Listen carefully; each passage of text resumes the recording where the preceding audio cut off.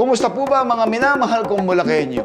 Panibagong episode na naman po ang ating pagsasama-samahan sa araw na ito. Ang mga kwentong ating pagsasaluhan ay tsak na makapagbibigay sa atin ng mga aral at inspirasyon na maaari nating baunin sa pang-araw-araw nating buhay. Tampok din natin ngayon na ang ilan sa mga pinakabagong private resort. Wow! Bago magsasummer na po ha. Ito po'y perfect na perfect sa inyong mga staycation.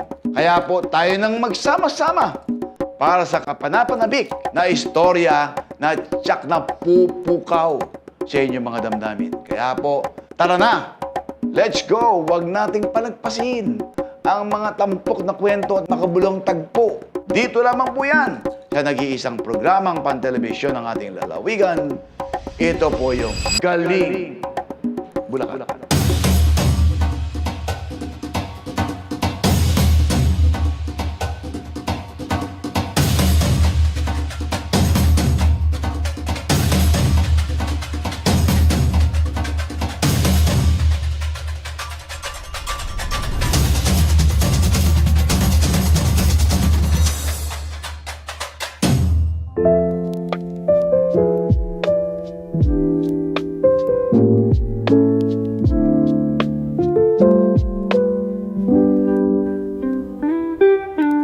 Mga Bulakenyo, mga kapwa ko Pilipino, kung kayo ay nagpaplano ng isang romantic getaway o yung tinatawag nating family retreat, ito po tamang-tama. Tamang-tama ang isang Greek-inspired villa resort na ito na matatagpuan po yan sa bayan ng Pulilan. Feel the warmth of intimate luxury as you take a dip in your own private pool and let the serene ambience wash over you. Ito naman po yan sa Galing Bulacan. In a world that never stops moving, find a sanctuary where time slows down. Awaken your wanderlust at Villa Blanca PH, where luxury whispers and tranquility embraces.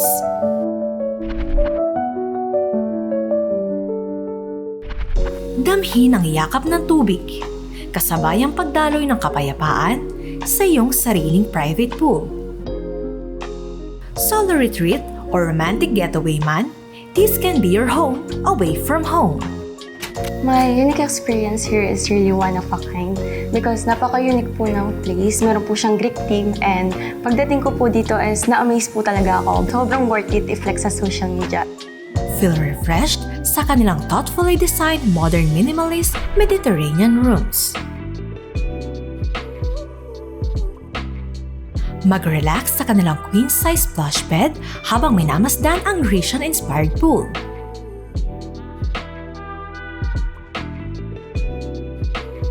The other room reflects the same minimalist charm. Ito ay may pull-out bed, perfect for extra guests at close friends. Feel the ease with their fully equipped kitchen, kung saan pwede mag-prepare ng dinner at mag-bonding with your favorite person. Kung naghahanap po kayo ng peaceful and very private and unique place, I highly recommend to visit and book your stay here at Villa Blanca, located at Pulilan, Bulacan. This is perfect place for your quick getaways, chill weekends with your family and friends. For inquiries, you may message their Facebook page, Villa Blanca PH. This is more than just a place to stay. It's a space to breathe, to reconnect, to feel. Experience a moment of pure bliss the Greek way.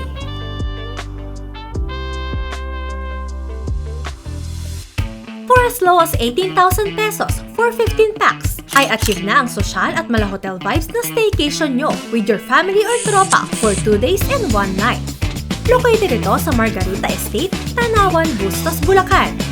So pack your bags and wear your best OOTDs at Casa de Isla Private Villa. Mga minamahal kong Bulakenyo, kung naghahanap po kayo ng mga susunod na inyong pupuntahan o gustong makita, ito lang po, sa murang halaga, murang-mura. At kaya na nating ma-achieve ang classy at mala-hotel vibes na staycation. Kasama, of course, ang ating mahal sa buhay, mga mahal natin sa buhay. At ito po ay matatagpuan po natin ito, walang iba, kundi sa bayan po ng Bustos, dito po sa lalawigan ng Bulacan. Tayo na po tayo. Halika na, tara na. Sa Casa de Asia Private Villa. Dito lang po yan, sa Galing, Bulacan. Stay in style. Rest for a while at Casa de Asia Private Villa.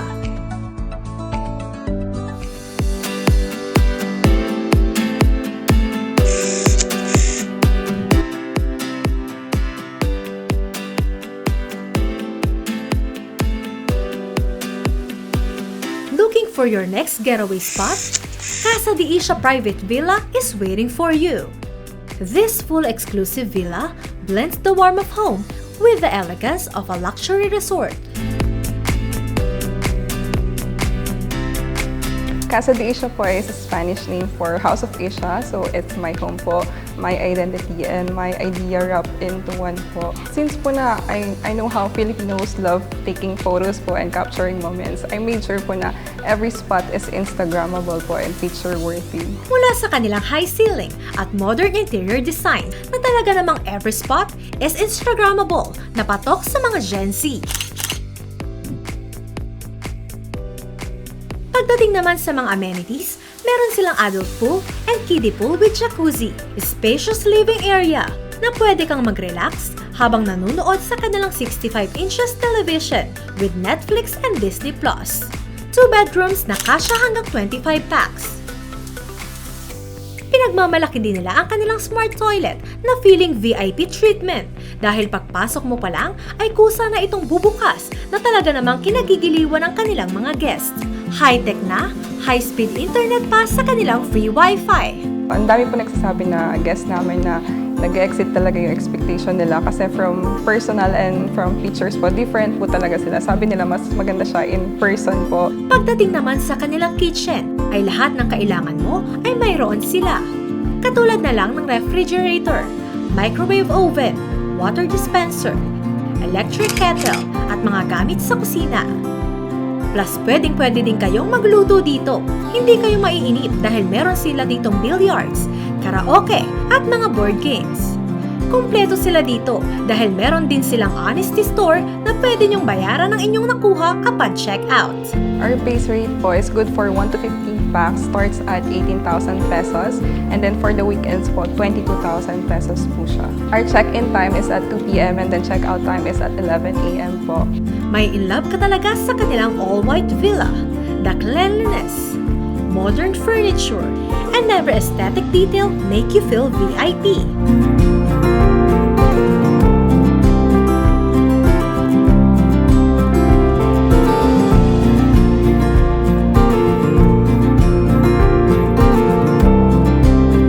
At Casa de Asia Private Villa po, we allow pets as long as they're wearing diapers.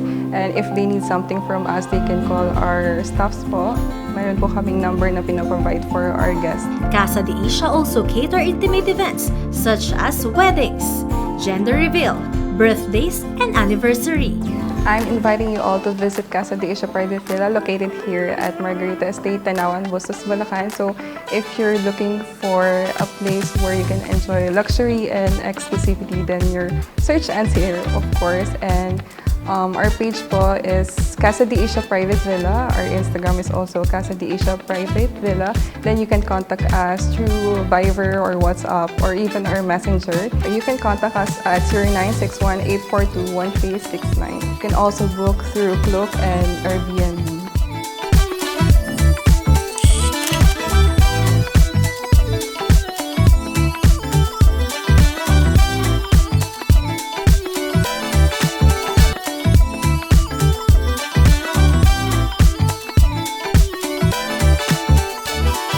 Dahil po sa kanyang malinaw na bisyon para sa ikaunlad ng industriya ng paghahayupan, siya po ay nagsikap upang maipakilala ang mga makabagong sistema at pamamaraan sa pagpapalago po ng poultry industry, hindi lang po yan sa ating lalawigan, kundi po sa buong bansa. Ating pong kilalanin at tunghayan ang natatanging kontribusyon ni 2024 Dangan ng Lipi sa larangan ng agrikultura. agrikultura. Wala pong iba kundi si Dr. Herman Roy Cruz Jr. Mula po sa lungsod ng Malolos. At dito lang po yan sa Galing, Bulacan.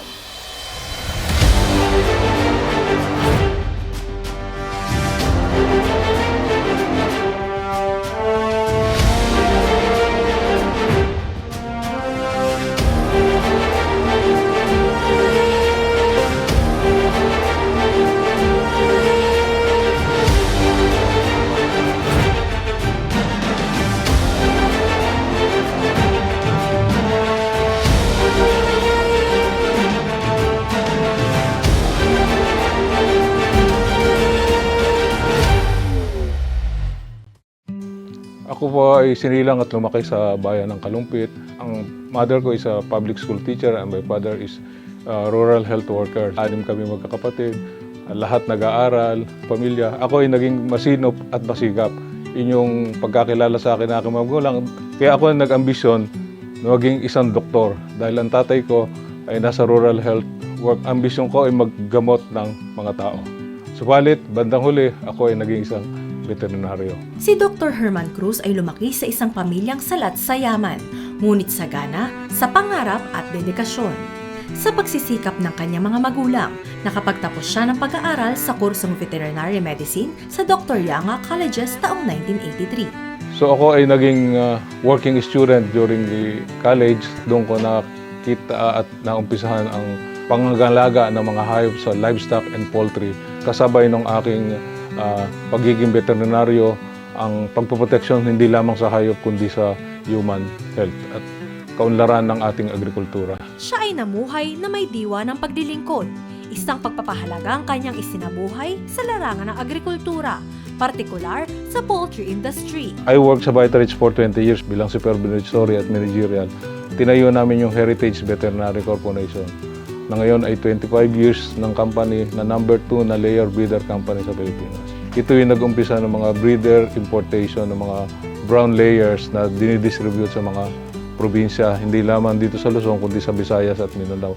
Ito rin nag-umpisa ng food supply para dun sa mga naapektuhan ng Typhoon Yolanda sa Visayas. Sa kanyang husay, talino at malasakit, nakatulong si Dr. Cruz sa komunidad sa pamamagitan ng pagbibigay ng abot-kaya ngunit de kalidad na supply ng itlog sa iba't ibang panig ng Pilipinas.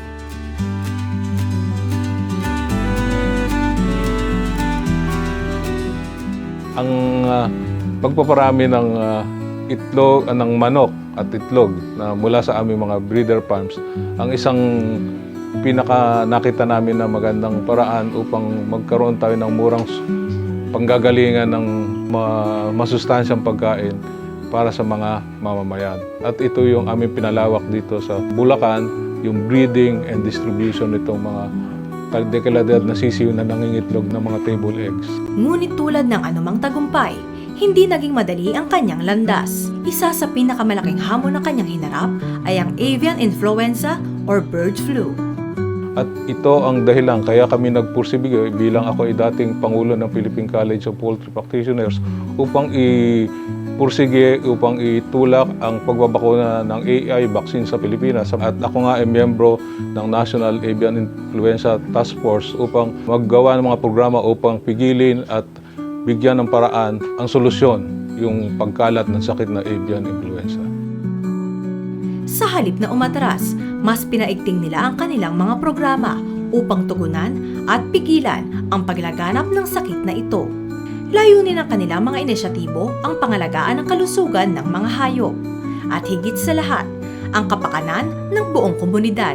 Sa lahat ng kanyang pinagdaanan at pagpupursige sa buhay upang makamit ang kanyang mga pangarap, isang tao ang kanyang naging inspirasyon, ang kanyang ama. Sabi ko, ang pinakamalaking inspirasyon sa aking buhay ang aking ama. Dahil nakita ko yung kanyang pagsusumikap. Kahit siya ay galing sa isang mahirap lamang, siya din ay nagpursigeng mag-aral bilang working student. Hindi niya yung kanyang pinakamataas na tungkulin dun sa kanyang posisyon na kanyang pinagtapusan. Sa kabila ng kanyang mabigat na tungkulin ay hindi niya nakalilimutang magbigay ng panahon sa kanyang pamilya sa pamamagitan ng pagkakaroon ng weekend family bonding at pagpunta sa simbahan tuwing araw ng linggo. sapagkat napakahalaga ng Panginoon sa buhay ng isang tao, especially dun sa mga maraming mga katungkulan na ginagampanan. Patuloy siyang ginagabayan ng Diyos at pinatatatag ng suporta ng kanyang pamilya. Ang kanyang kaalaman ay hindi niya ikinubli, bagkus ay ibinahagi niya ito upang makapaglingkod at makapag-ambag sa kaunlaran ng bayan. Si Doc Herman ay isang mabait na boss at saka maunawain. Hindi siya sumadamot sa kaalaman. So, kaya every time na meron kaming question regarding sa office, sa farm, lagi siyang willingness to answer during merong problem in the farm. Si Doc very hands-on sa amin, sa farm, at saka lagi mong maaasahan. Kahit gabi, tumawag ka, talagang sumasagot siya. Dahil sa kanyang natatanging kontribusyon, siya ay pinarangalan ng mga pambansang pagkilala, tulad ng Outstanding Farm Veterinarian noong 2014 at Outstanding Veterinarian in Agribusiness noong 2021. Bukod dito, iba't ibang parangal pa ang kanyang natanggap dahil sa kanyang dedikasyon sa kanyang sinumpaang tungkulin. Kaya naman taong 2024, siya naman ay tinanghal bilang dangal ng lipi sa larangan ng agrikultura. Dahil sa kanyang malinaw na bisyon para sa isang maunlad na industriya ng paghahayupan, siya ay nagsikap upang maipakilala ang mga makabagong sistema at pamamaraan sa pagpapalago ng poultry industry sa Bulacan at sa buong bansa. Dr. Herman Roy C. Cruz Jr., dangal ng lipi sa larangan ng agrikultura mula sa lungsod ng Malolos.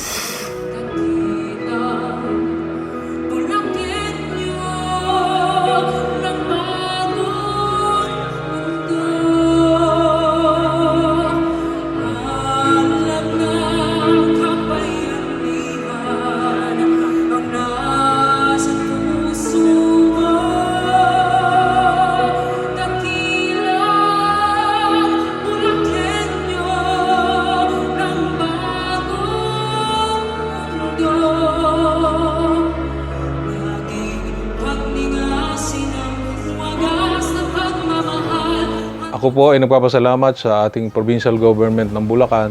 Ito po ay tinatanaw kong kabutihan at ikinararangal ko bilang maging isang dangal ng lipi at ng magiging mabuting mamamayan ng ating probinsya ng dakilang bayan, probinsya ng Bulacan. Ang aking mensahe sa mga kabataan, ang pinakamahalaga ay yung patuloy na pag-aaral at pananampalataya sa Panginoon upang magampanan ang hindi lamang inyong tungkulin, kundi marating ang inyong hangarin na makatapos at maging mabuti at magampanan ang inyong profesyon sa ikunlad ng ating bayan ng komunidad. Dr. Herman Roy C. Cruz Jr., dangal ng DP 2024 sa larangan ng agrikultura, dangal ng pamilya, dangal ng bayan, dangal ng lahing Bulakenyo.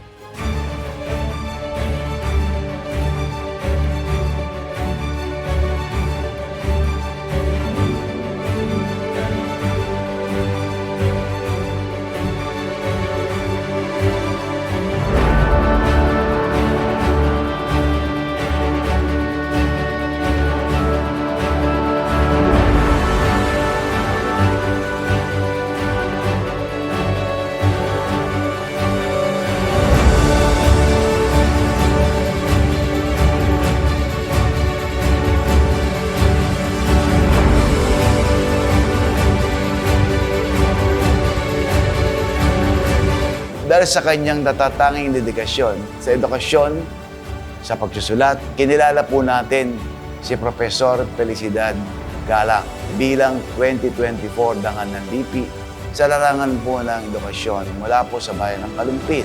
Nagsulat ng mga aklat, nagpakita ng pagpapahalaga sa edukasyon at nagsilbing inspirasyon sa kanyang mga kababayan. Kaya't sama-sama nating buklatin o halugugin at namnamin ang makabuluhang kwento ng kanyang buhay. Iyan po ay dito lamang sa Galing, Bulacan. Pinalaki sa pamilyang may masidhing pagpapahalaga sa panitikan at edukasyon. Kaya naman bata pa lamang si Felicidad Galang Pereña ay natanim na sa kanyang diwa ang mga binhi ng kanyang magiging landas. Napalaki nila kami sa baryo na mayroong mga values na sinauna pa ng mga Pilipino, no? Pakikisama, pagpupunyagi, lalo na sa pag-aaral, pagpapahalaga sa bayan. Ang kanyang ina na isang guro, ang unang nagpunda ng kahalagahan ng edukasyon sa kanilang pamilya. So, it was not a human aspiration on my part, but more of divine providence. Parang dun ako ilagay ni Lord. Kahit ayoko, doon niya ako nilina. Nagtapos siya ng AB Journalism sa UST bilang magna cum laude. Naging editor siya ng Public Affairs Office sa Land Bank of the Philippines hanggang sa nagsulat na rin siya sa Philippine Stars Entertainment Section. Nanalo yung isa kong piyesa sa Catholic Mass Media Awards as a finalist for Best Feature. Kahit entertainment writer ka, meron kang maiko-contribute sa disiplina ng pamamahayag kasi na-recognize siya ng. So, namang ibang medals, no? Mga academic recognition yun eh. Yung kulay silver, para sa graduation sa ADN in 1978, magna cum laude. Ako lang yung may honors nun dun sa John Majors. Tapos, yung isang gold sa UST Grad School nga, nung Doctor of Education ko, summa cum laude. Tapos yung professorial medal. Sa UST kasi, pinararangalan yung mga nakaabot sa level, sa ranggo na full professor. Disiplina at determinasyon ang kanyang naging puhunan sa kanyang 22 taong pagtuturo sa Universidad ng Santo Tomas. Ang department ko sa UST is the Department of Literature and Humanities. So, ang tinuturo naming subject ay literature and art appreciation. Pero kung minsan, nahihiram ako para magturo ng journalism din and communication. So, allied naman kasi yung mga disciplines namin ngayon. Kasi, yun yung main responsibility mo para ma-engage mo yung mga bata na hindi masasayang ang oras nila. And hindi ka lang magtuturo, mag-aaral ka pa. Sa classroom, si Doc Perenya ay very reasonable and impartial. Lahat ng kanyang mga ina-assign ay alam mong nasa rason at relevant to the subject matter. Makikita mo talaga ang kanyang angking galing sa mga subject na kanyang tinuturo. Sa labas naman ng classroom, para siyang isang nanay o kaibigan na alam mong looks out for your welfare. Kaya malaking bagay po ang naiambag niya sa aking anak sa kanyang pagtuturo na maging mas mahusay magsulat at maging klaro. Kung kaya po nung nag-take ng bar exams yung anak ko ay nakapasa siya bilang exemplary passer. Paraan siguro ni Lord na sabihin na, yan, ayaw mo maging teacher, ayaw mo maging educator. Pero nung time na mag-goodbye ka na sa pagtuturo sa UST, ayan, binigyan ka ng 3 dangal for education. So, parang si Lord hindi nagsasawang tumapik sa balikat ko at magpaalala na hindi ka man yumaman, hindi ka man naging tanyag dahil naging guro ka. Pero marami ka naman din pagkilala na natamo dahil sa pagiging teacher mo. Kinilala si Prof. Felicidad sa iba't ibang panig ng bansa, maging sa ibang bansa, dahil sa pagbabahagi ng kanyang mahalagang kaalaman at kasanayan. Muli po ating palakpakan ang 2024 Dangal ng Lipi sa larangan ng edukasyon, Profesor Felicidad P. Galang Perena mula sa bayan ng Kalumpi. This award, Ma'am Perenya, is not just a celebration of your brilliance as a scholar, but a tribute to the many lives you've touched.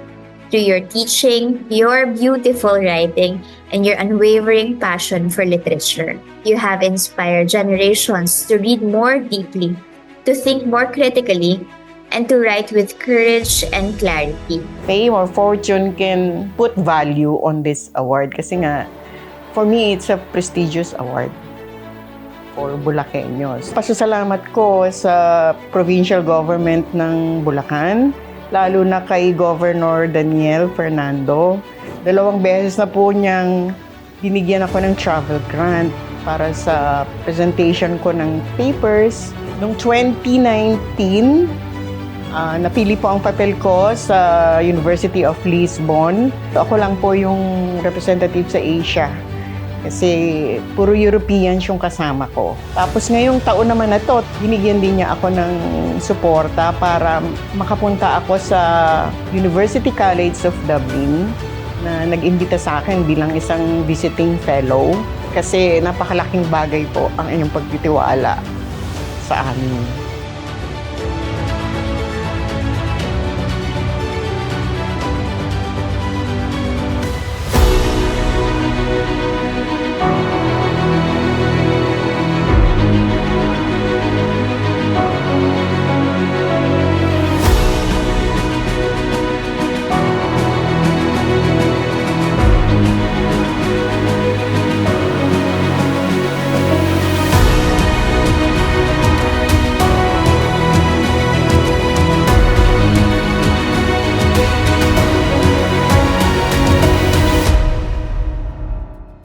Alam niyo po ba na epektibo nilang isa nakatuparan ang proyektong kinakitaan ng aktibong partisipasyon ng mga mamayan sa pagkakaroon po ng masagana at luntiang pamayanan.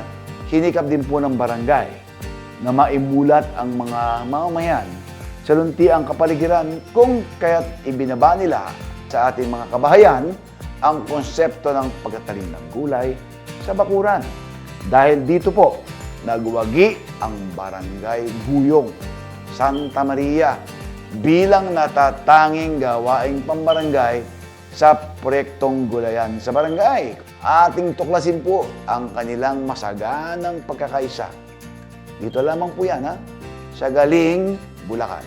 Sa Barangay Guyong, Santa Maria, Bulacan, isang programang nakatuon sa kalusugan at kabuhayan ang matagumpay na naipatupad sa tulong ng pagtatanim ng gulay, na ngayoy ginawaran bilang isa sa mga natatanging proyekto sa buong lalawigan. Sa pamumuno ni Punong Barangay Graciano S. Gravador, isinulong ang proyektong Gulayan sa Barangay na nag-ugat sa hangaring mapalago ang luntiang kapaligiran at matugunan ang pangangailangan sa pagkain ng komunidad. Bilang magsasaka, sinulong namin yung Gulayan sa Barangay para din po pasimula ng mga taong kulang sa hanap buhay na maaari nila itong gawing pagkakitaan. Sinulong namin yung health and wellness na gaano kahalaga ang pagkain ng gulay at gaano kahalaga ang matitipidin nyo pag umaani kayo kahit konting kilo lang ng hala ng gulay. Ngunit tulad ng ibang matagumpay na proyekto, hindi rin naligtas sa mga hamon, lalo na sa usapin ng lupang pagtatamnan. Una, ang naging challenge sa amin dyan ay iyong lupa. Inaayos nga po yung kontrata namin sa Sangguniang Barangay para i-level up namin at maging isang malaking negosyo na po ang gulayan sa barangay dito sa aming lugar. Ipinus po namin yan dahil alam po namin na ang basic na pangangailangan ng tao ngayon ay pagkain. Kaya napakalaking bagay po sa amin yon at yun po yung nagpapasigla sa amin para ipagpatuloy ang gulayan sa barangay. Naipamalas dito ang bayanihan, sama-samang pagtatanim, paglinis at pag-aani ng mga mamamayan ng iba't ibang uri ng gulay.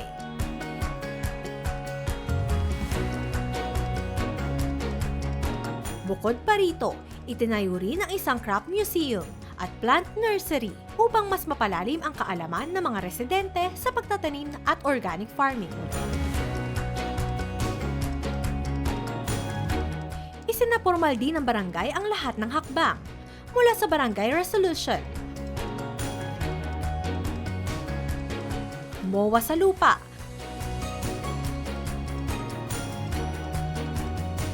hanggang sa appropriation documents na naglaan ng pondo para sa proyekto. Ang aking pong papel sa Gulayan sa Barangay ay para po suportahan ang mga mamamayan dito sa Barangay Guyong. Buong puso ko po nga sinuportahan at para po makatulong sa ating mga mamamayan. Maraming salamat po sa ating pong mahal na Gobernador Daniel Fernando sa pagbibigay niya ng gawad galing panggawaing barangay sa Barangay ng Guyong. Mabuhay po kayo. Sa likod ng bawat parangal ay ang mga taong hindi alintana ang pagod at hirap. Mga leader na ang tanging hangarin ay mag-iwan ng positibong epekto sa kanilang nasasakupan.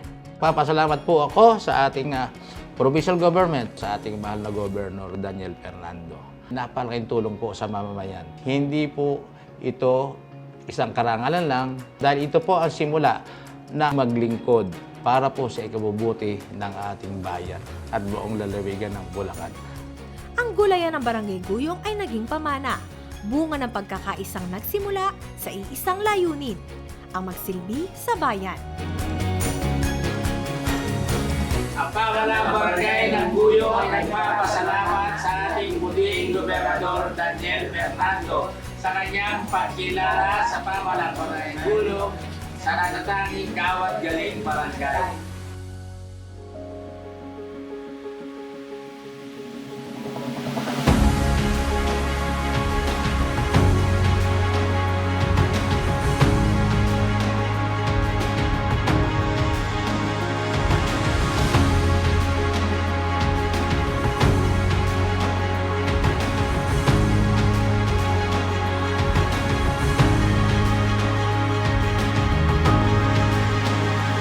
Kinilala bilang natatanging punong barangay, si iginagalang Esperanza Garcia ng Barangay Bulihan sa bayan ng Plaridel.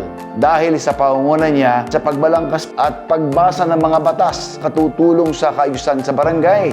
At maliban diyan, hinirang din ang Barangay Ecological Solid Waste Program bilang natatanging gawaing pambarangay sa nagdaang 2024. Gawad Galing Barangay. Tara na! Ating kilalanin at tunghayan ang kanilang ipinamalas na husay. Dito lang po yan sa Galing, Bulacan. Tubong Barangay Bulihan, bayan ng Plaridel. Nagmula sa simpleng pamilya, ngayon magaling na kapitan ng barangay. Kapitan Esperanza S. Garcia ng Barangay Bulihan ang natatanging punong barangay 2024. At ang itinanghal na natatanging punong barangay ng Gawad Galing Barangay ay si iginagalang Esperanza S. Garcia ng Bulihan, Plaridel.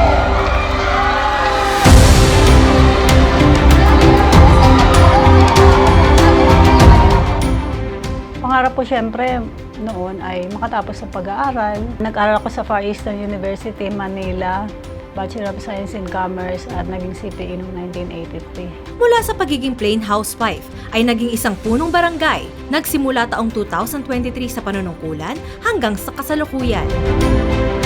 May nagsabi lang, alam mo ba kung hindi mo gagawin, eh kasalanan din kung may magagawa ka, hindi mo gagawin.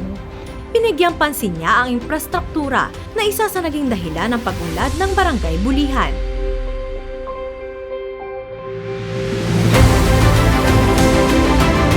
So, yun po ang naging unang naming project talaga mula 2013. Tuloy-tuloy din na rehabilitation ng mga farm-to-market road. May mga barangay session kami na ibinababa namin sa bawat purok para ma-reach out talaga. Lalo na yung mga senior na nangangailangan na hindi makapunta sa health center. Mula din sa isang pangarap ay naipatayo niya ang Bulihan High School para sa mga kabataan. Nagsimula sa 7 at ngayon may 400 ng mag-aaral. Kasi imagine meron nag-aaral ng grade 6 na 2 taon na hindi nag-aaral ng grade 7. Pinuntahan ko rin yon. Sabi ko, sige mag-aaral ka. So, nung dumating yung high school ay nakapagpatuloy ng pag-aaral.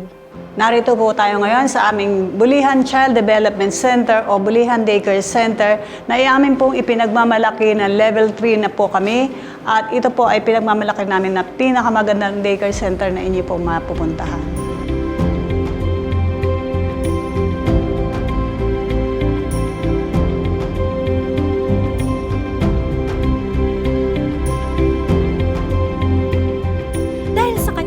At galing sa pamumuno, sinimulan niya ang kanyang proyektong Barangay Ecological Solid Waste Management Program, kung saan ito ay nagkamit ng parangal bilang natatanging gawaing pangbarangay sa ginanap na Gawad Galing Barangay 2024. Plastic bottles, balat ng chichirya, lumang gulong, bote ng alak, lahat ng inaakala nating basura ay may pakinabang pala.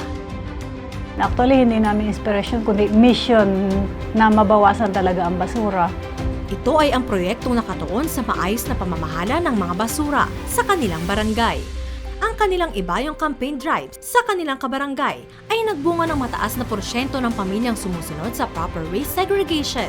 Actually, elementary and high school ay ginagawa na rin nila ang pagsisegregate ng basura katulad ng ginagawa namin. Ito pong iniipon namin sa daycare ay isa lamang po sa input na ginagawa namin sa environment.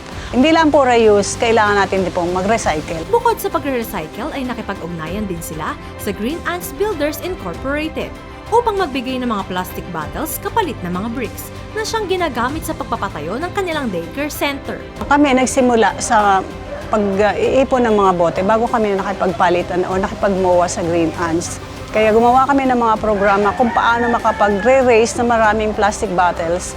Naisip din nilang magkaloob ng libreng uniform kapalit ng mga plastic bottles.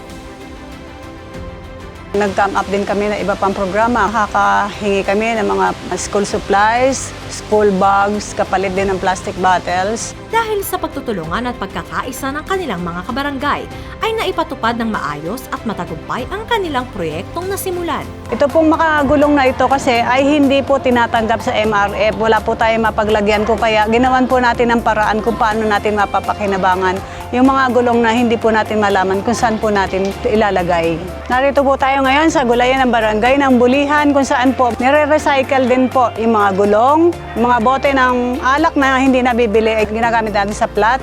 Ganun din po yung mga plastic bottles na nakahang ginamit po natin na lalagyan ng ating mga gulay. Ang kanilang Ecological Solid Waste Program ay patunay na sa simpleng hakbang, malaki ang pwedeng maitulong sa kalikasan.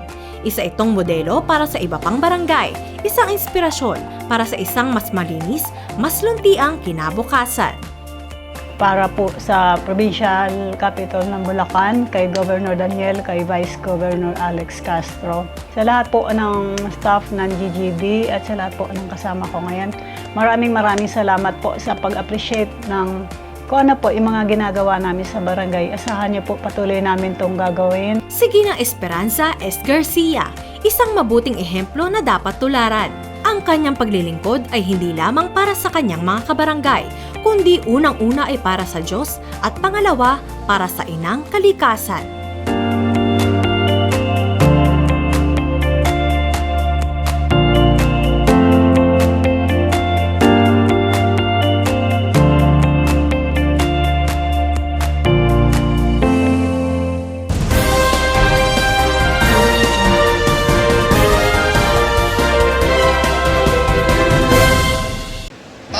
Ay nagtipon-tipon ngayon ang law enforcement, prosecution, courts, corrections, and the community. Atin pong isa-isip na hindi lamang tayo kumakatawan sa kanya-kanyang institusyon. Tayong lahat ay magiging isang pader, humaharang sa pagkaabuso, iisang haligi na sumusuporta sa sambayan ng Pilipino upang ang katarungan ay hindi lamang maging batas, kundi isang buhay na karanasan ng ating mamamayan.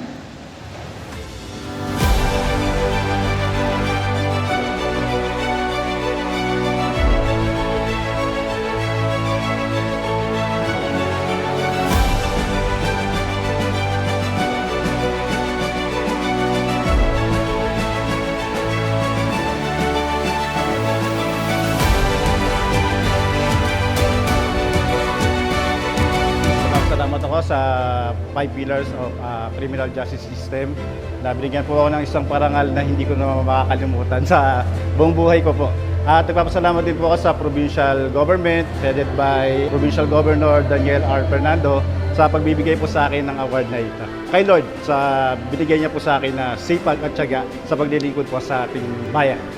Ako ay nagpapasalamat sa Provincial Legal Office dahil sa pagtulong din nila sa amin sa Public Attorney's Office sa aming mga pangangailangan doon. At higit sa lahat kay Governor Fernando dahil lagi siyang nakaagapay sa amin. It's really highly commendable na buhay ang limang haligi ng katarungan dito sa ating dakilang lalawigan. It has succeeded not because you're building on the foundation we have laid down for you, but because under the leadership of our governor and the other officials of the province, different sectors, particularly the 5 pillars of the criminal justice system, we are able to ensure the people of Bulacan will be able to live in peace, will be order, will be justice everywhere. Mahigit 3 dekada na po ang ating pagdiriwang. Ngunit higit sa masayang selebrasyon, narito na tayo nagkakasama-sama upang mas lalo pa nating palakasin ang ating kolektibong layunin na makabuo ng makatarungan at mapagkalingang bayan na nakasandig sa transparency, accountability, fairness, and truth. Kaya naman, napakaganda po ng tema ng pagdiriwang natin ngayong taong ito. Isang bayan, isang hustisya. Maraming salamat po sa inyong lahat na bumubuo ng 5 haligi ng katarungan. Hindi po matatawaran ang inyong sakripisyo para sa ating bayan. Para sa pagtitipong ito, may kabuuang 700 beneficiaries mula sa DMW Action Fund ang makakatanggap ng tig-5,000 piso bilang disaster relief at 37 beneficiaries mula sa OWA ang makakatanggap ng tulong pinansyal. Sana ay maging panimula po ito sa muling pagbangon. Ang inyong tapang at tatag sa gitna ng unos ay aming inspirasyon. Patunay po kayo na anuman ang hirap, anuman ang hamon, kakayanin po ninyo, babangon po kayo ng sama-sama. Maraming salamat. Mahal namin kayo, Bulacan! Mahal na mahal po namin ang mga OFWs dito sa ating lalawigan at kami nandito lamang po para po sa inyo. Magdasal lang tayo, mga kababayan ng Bulacan, alam ko marami tayong pinagdadaanan. Sabi nga, there's a rainbow after the rain. God bless you, mag-ingat po kayong lahat at salamat po. Alam naman natin, ang layunin ng ating mga Pangulo ay maging maayos ang lahat, lalo na ang ating mga overseas Filipino workers. Dahil kayo po ang nagbibigay ng tulong sa ating pamahalaan. Magtulong-tulong po tayo. Let us continue praying. Sa likod po ng mga nangyayari sa atin ngayon, dasal at katapat nito. Umasa din kayo ang ating provincial government, kabuwang, ang ating Vice Governor, ang ating buong Kapitolyo ay nakaalalay sa inyong lahat. Thank you and God bless sa inyong lahat. For this year, the main beneficiary of this golf tournament is Sulyap Channel. This channel being carried right now by cable operators nationwide in Luzon, Visayas, Mindanao. The participants for this tournament are composed of cable operators, telco, vendors, and suppliers from different industries.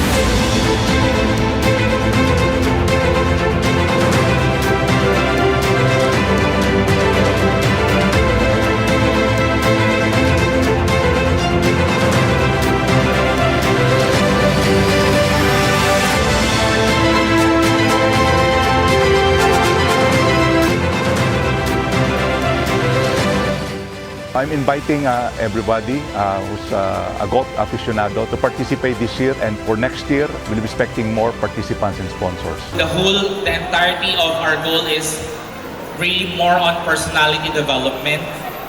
And with the 8 years na nagdaan, I think we have proven ourselves to be the premier modeling academy and finishing school for pageantry in Bulacan. Tayo po ay nagdiriwang ng Philippine Creative Industries Month. Sakto po itong araw na ito ay World Tourism Day. Kaya naman po, ayan, tama po, palakpakan po natin.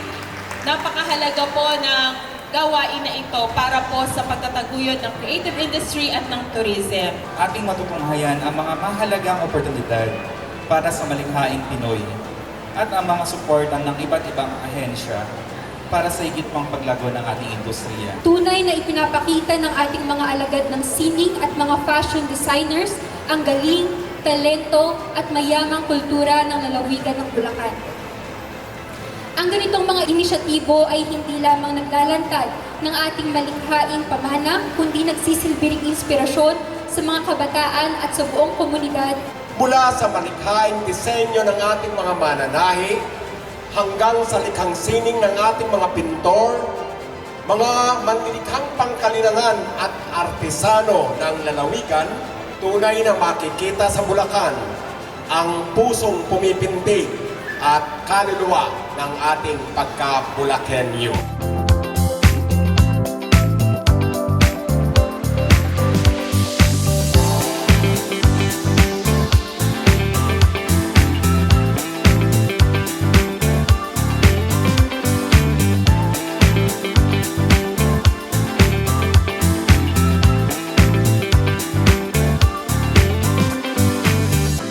Ginanap ang media launch ng Goyo at 150 para sa bayan, dulang musikal ng kabayanihan sa bayan ng Bulacan noong 15 ng Setyembre. Tampok dito ang pagpupugay sa buhay at kabayanihan ni General Gregorio Goyo del Pilar bilang bahagi ng pagdiriwang ng kanyang ika-150 kaarawan. Layunin ng dula na itampok ang kabayanihan ni Goyo at ng kanyang Brigada del Pilar sa mga makasaysayang labanan, kabilang ang Tirad Pass. Gayon din ay ipabatid sa kabataan ang kahalagahan ng sakripisyo at pagmamahal sa bayan. Ginawa namin siyang arena time para mas intimate yung audience. Dahil nga sa makabago ng panahon ngayon, ginawa namin musical para mag-appeal sa mga kabataan. Sa progress, napakabilis, baka maiiwan yung kultura, kasaysayan, tourism. Ayaw namin ng gano'n. Ganon din sa play na to. Ang gusto natin, sumabay, kaalaman natin sa ating kasaysayan. Ang bayan sinisipin, bukas ay babangon din. Ang silangay pupunta sa tumias ng pagbayan.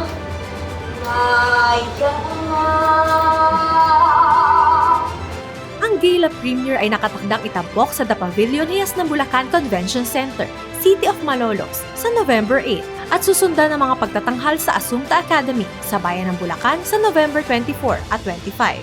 Sa bawat eksena ng dula, muling itinatanim ang aral na iniwan ni General Goyo na ang tunay na kabayanihan ay hindi natatapos sa kasaysayan, kundi nagpapatuloy bilang pamana para sa kasalukuyan at sa susunod na henerasyon. Una po ay nagpapasalamat po kami sa ito pong pagdalo sa ating tahuna provincial agricultural extension workers namin. Ako po ay isang tahunang gawain. Ang nakalayunin po ay magbigyan sa updates sa ating mga extension workers. Bigyan po sa mga current status of prospects in agriculture. Inasahan po namin ang makatulong po ito para po sa pag-improve ng inyong pong servisyo. At last, ang paglilingkod po ng sa ating mga magsasaka ng isda at mga livestock raisers. That's why your role is critical. Ngayon, kasi sa tuwa ng bawat programa, ay nagkakapagpapag.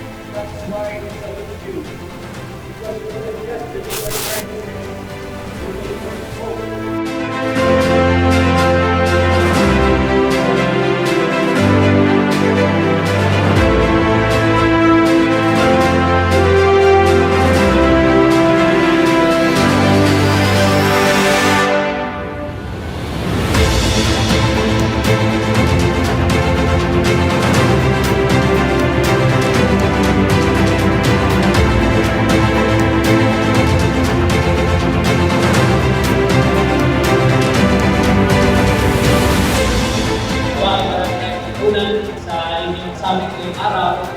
Ganda rin na nagkatulong ngayong lahat. At yung pinaghirapan ninyo ay nagtulungan ng mga awards ngayong araw na ito. Kaya congratulations sa inyong lahat. Kaya tayo narito, lilingkod para malakas ang pagkultura ng ating lalawigan kung saan tayo pareho isa sa kinikilala na pinakamalakas, pinakamarami na kultura dito sa ating video. Kaya naman dito, mapasok ang ating mga state workers and yun, what time is ensure ang rin sa ministry ko. Sabi dito, upang lalo para sa akin at sa issue para sa ating mga magsasaka. Tandaan po natin, kapag malakas ang kultura, matatag ang ekonomiya, at kapag matatag ang ekonomiya, manatag ang bawat kalimutan. Itong small entrepreneur na to, medium enterprises, mga livelihood, damang-dama po natin yan. No?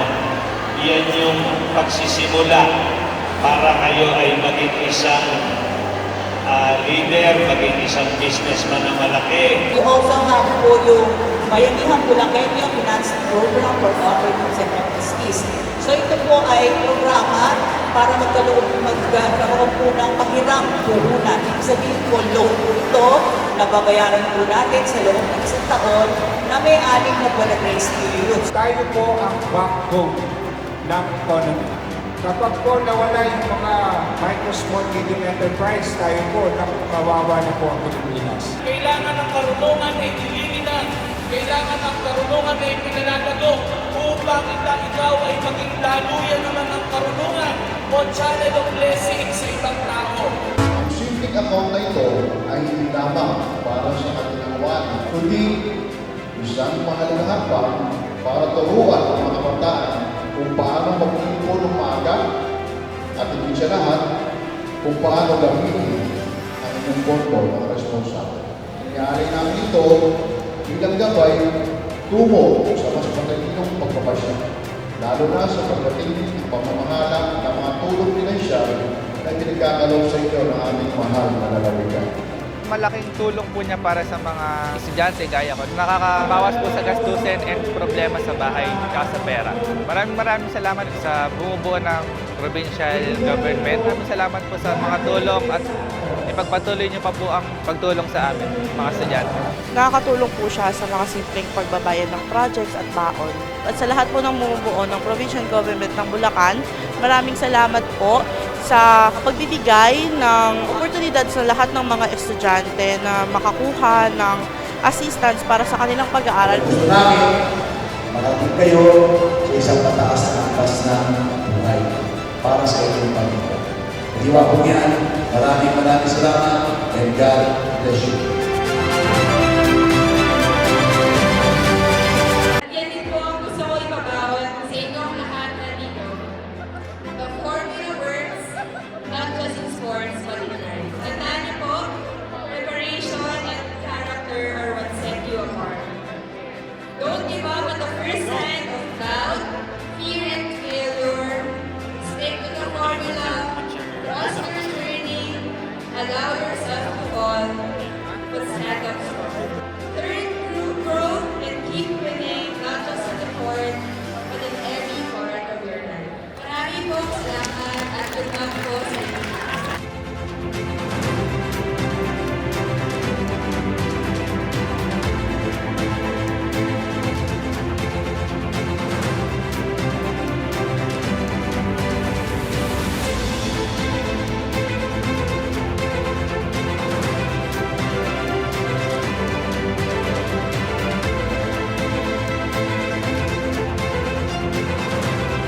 As my fellow kabataan, unang-una congratulations dahil may mga kabataan, may mga atleta na handang ipakita yung galing nila sa kanilang basketball or volleyball.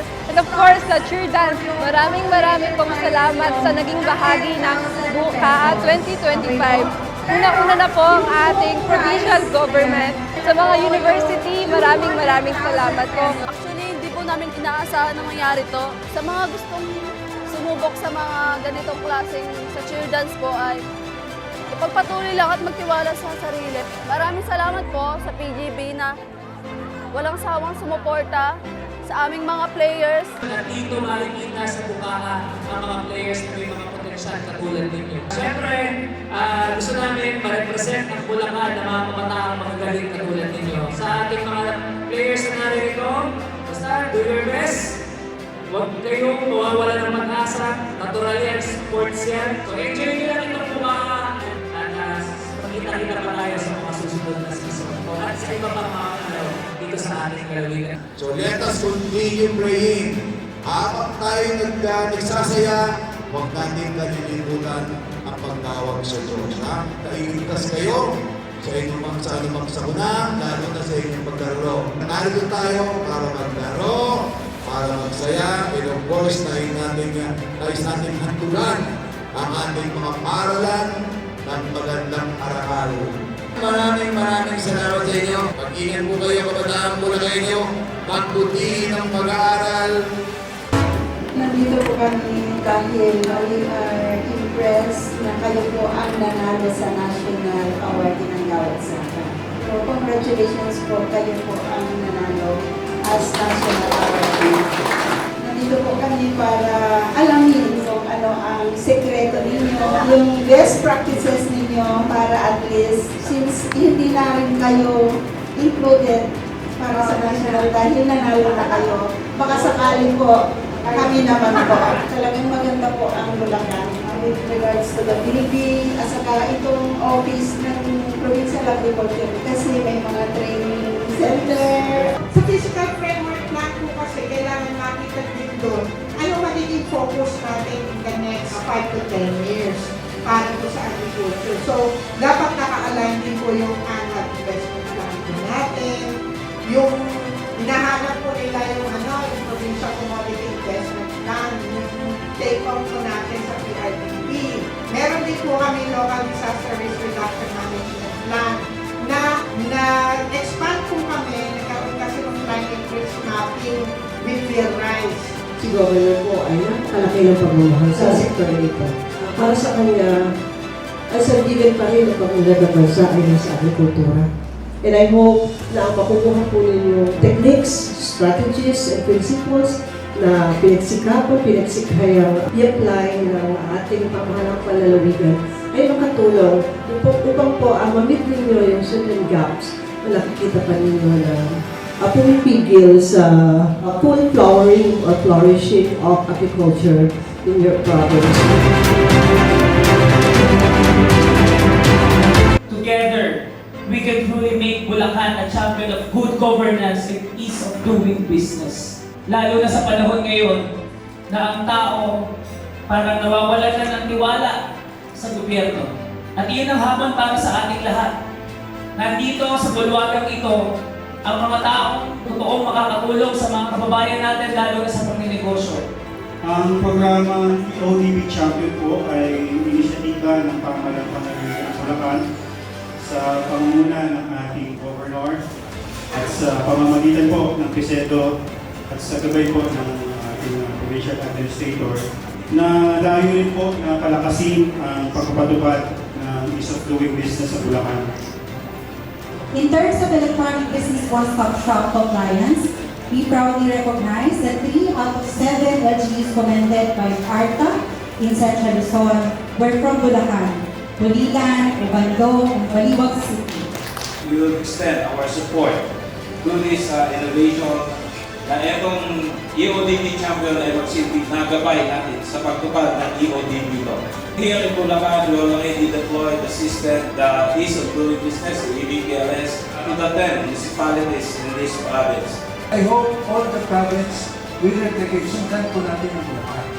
If we implement the programs, initiatives that we are launching today, not only Bulacan but the entire country will be a first world country.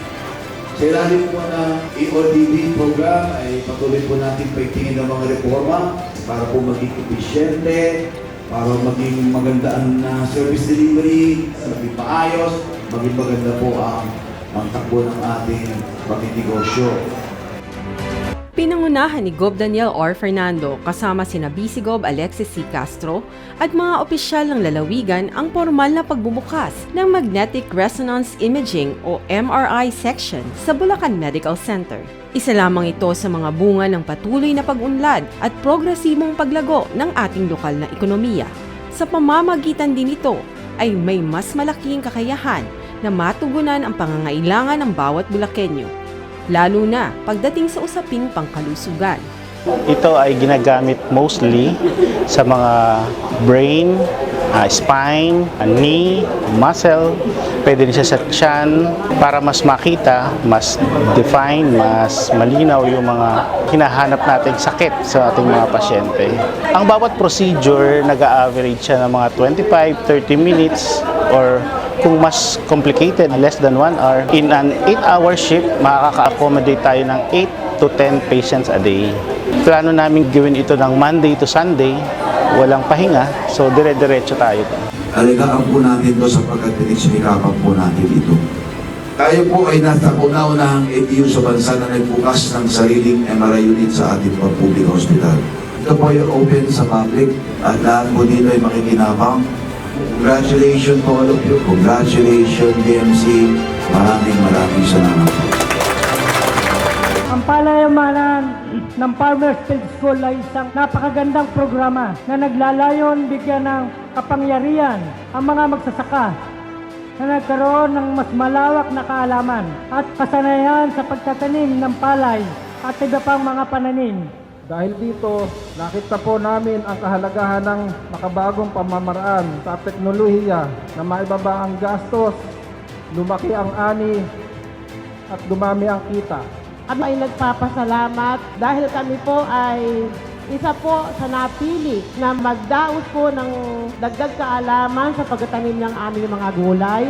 Isang malaking tulong po sa aming mga maliliit na mangingisda ang inyatid niyong kaalaman sa amin para sa ikaulad ng pangingisda sa Bulacan.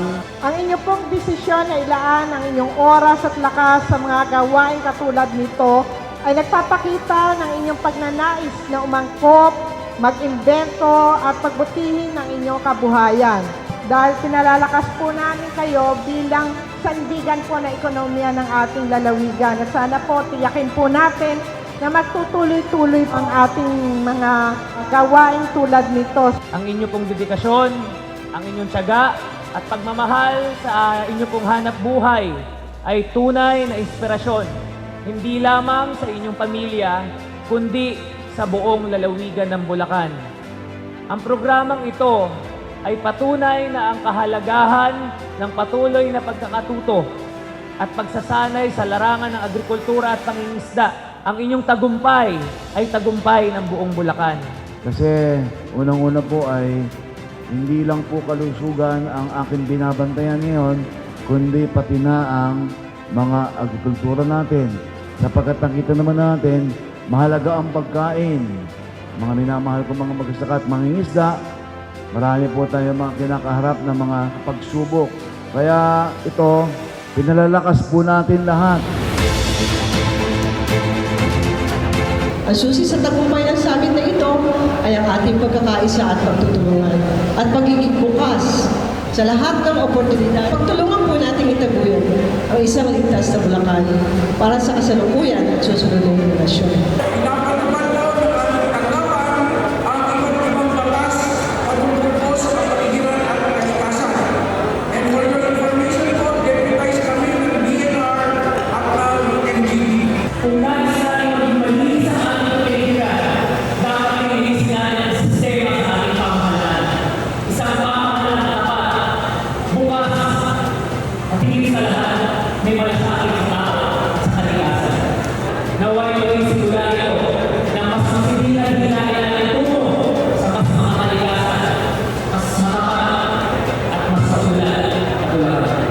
To keep our province clean, green, and resilient, we need a collective will of all Filipinos, of all Bulacanos, a shared sense of responsibility and a civic pride.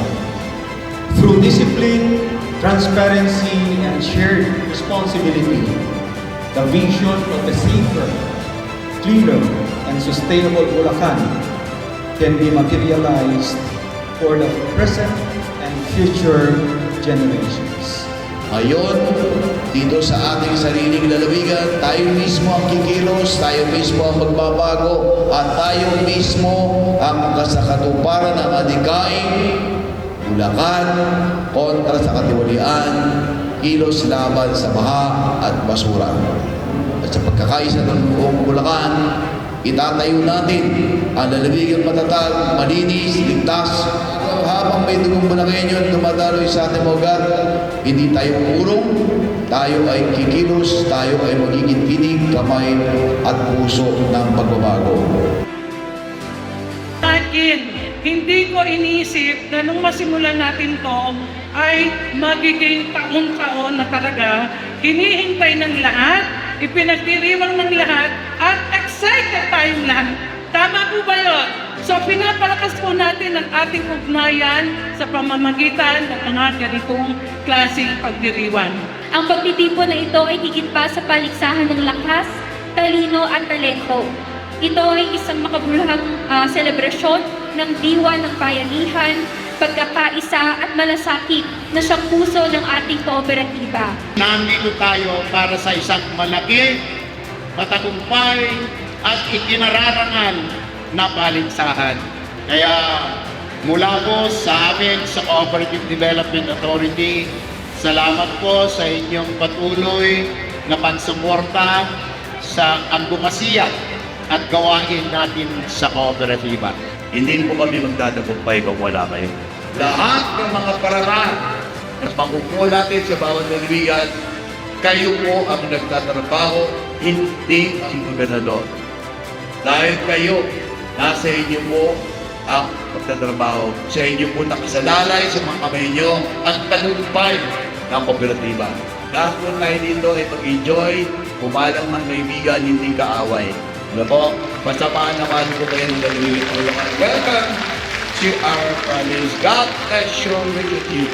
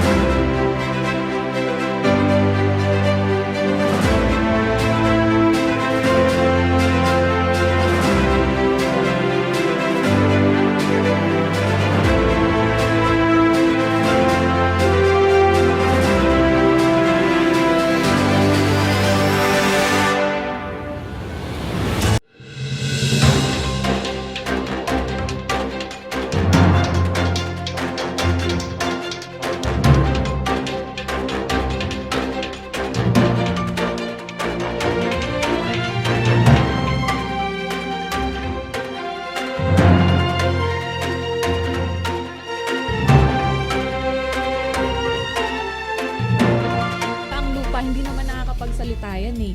So through soil analysis, malalaman natin kung ano yung mga kakulangan sa lupa para mas maging mataas ang ating ani. At mataas ang ani, mataas syempre ang ating kita. So sa soil analysis, ano nga po ba to? So bakit natin kailangang magpa-soil analysis? So kailangan natin magpa-soil analysis kasi sabi nga natin kanina, kung tao nagpapasuri ng dugo, so, syempre itong lupa, tetest din natin. So, pamamagitan naman ng mga chemical, so may iba't iba't klase tayo kasi dito, pwedeng sa laboratorio, pero meron na rin din tayo sa yung gamit yung soil test kit na tinatawag na kung saan pwede natin tong gamitin sa mga bukid, kahit saang lugar, at on the spot pwede tayong makapagsuri ng lupa. Ano ba yung mga kailangan nating i-consider sa pagkuha ng soil sample? So, una na nga dito, kailangan nating tignan muna yung topography ng lupa. So, dumiretso na tayo no? Yeah. Yung topography ng lupa, kung pantay ba siya, may mataas, may mababa, yung soil color, at yung mga previous crop o yung mga nakaraang itinanim nila, at yung mga fertilizers na ginamit nila nung nakaraan. So, sunod po natin, ano yung mga kailangan natin iwasan sa pagkuha ng lupa o yung mga ikokonsidera. So, dapat po nating iwasan yung kumuha po tayo sa malapit sa bakod, yung malapit sa daan, yung sa mga building, o yung may mga dayami sa may lupa, o sa bukid natin. Kasi syempre, yung mga itong mga bagay na ito ay makakaapekto din sa quality ng ating resulta. Kasi syempre, kapag malapit sa daan, may possibility na may maghagis doon, di ba, ng mga kalat nila. Sa mga buildings naman, yung mga waste nila, yun yung mga dapat nating iwasan. So, paano naman natin kukunin yung tamang soil sample sa soil sample na itetest natin? So, dito makikita po natin sa ating screen, meron ditong sample 1, sample 2, sample 3, and sample 4. Kasi ito yung mga dapat nating i-considera kung hindi pantay yung ating lupa. Merong mataas, mababa, kasi iba't iba yan ang karakteristik. Siyempre, pagka umuulan, may tendency na, siyempre, yung lakas ng tubig, so, bababa siya. Magkakaroon to ng epekto sa ating lupa. So, doon po, kukuha tayo ng soil sample sa mababa, sa gitna, hanggang sa makakuha tayo ng taas para pare-pareho mabigyan natin o ma-address natin yung kakulangan ng nutrients sa ating lupa. May question lang ako tungkol dun sa pagkuha ng sample mismo. Halimbawa, kasi ngayon may mga part na babad sa tubig tapos may mga part din na hindi matubig. Pwedeng bukod sila ng pagkuha pero isang lang sila. Sa panahon na katuyuan, doon natin siya kukuhanan. Okay. Kasi syempre, kailangan natin siyang kuhanan kasi giging maalat na yung ating lupa. Natatanggal na rin o nawawash out na rin yung mga nutrients doon. Pag ganun, kukuha pa rin tayo as usual. Pero kukuhanan natin siya ng hiwalay. Kung yung isang part is natutubig, yung isang part ay hindi, magkahiwalay. Para magkaibang sample din yun, sila. Magkaisang sample. Okay. Kasi yung isa naaalat, yung isa hindi naman. So, regular. So, yun.